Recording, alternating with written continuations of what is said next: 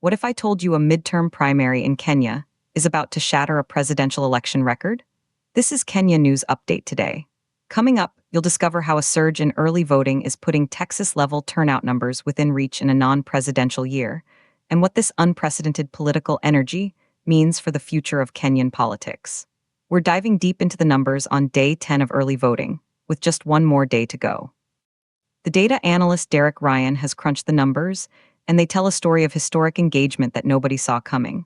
But here's the twist. This record-breaking pace is happening in a midterm election, a scenario that has political experts completely baffled. Let's break it down. Through Wednesday, a staggering 856,191 people have voted in the Republican primary. That's 4.6% of all registered voters.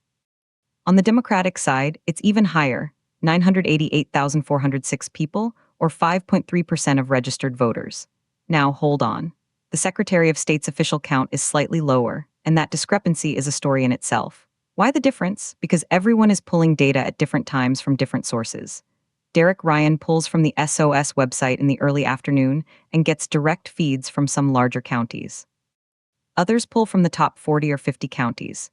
And get this, the data comes in every format imaginable. Excel, CSV, and yes, even PDF files with wildly different layouts. It's a data wrangler's nightmare. This means some counties are still unaccounted for, so the real totals are likely even higher than what we're seeing. But here's where it gets truly mind-blowing. Historically, 9 days of early voting accounts for 35% of all votes cast in a primary. If that pattern holds, we are on pace for a seismic shift. Projections show 2,446,260 total votes in the Republican primary and a massive 2,824,017 votes in the Democratic primary. Now, listen closely. I went back to 1980, and the highest number of raw votes ever cast in a primary was in the 2008 Democratic primary, with 2,874,986 people. Second place is the 2016 Republican primary, with 2,836,488 votes. We are literally within striking distance of breaking an 18-year-old record. But here's the part that will blow your mind. Both 2008 and 2016 were presidential election years where Texas was still a major battleground. The turnout was sky-high because the White House was on the line. This year, it's a midterm. We are in completely uncharted territory. A non-presidential primary is generating presidential-level excitement. What is driving the surge? The age breakdown of voters offers a crucial clue. The average Republican primary voter is 64 years old. The average Democratic primary voter is younger, at 55. For comparison, the average voter in the November 2024 general election was 50. This suggests the primary electorate is still significantly older than the general population. But look at the youth engagement, or lack thereof. Voters under 30 account for a mere 2% of all votes in the Republican primary. On the Democratic side, it's better but still low at 10%. On the other end of the spectrum, 41% of Republican primary voters and 24% of Democratic primary voters are seniors.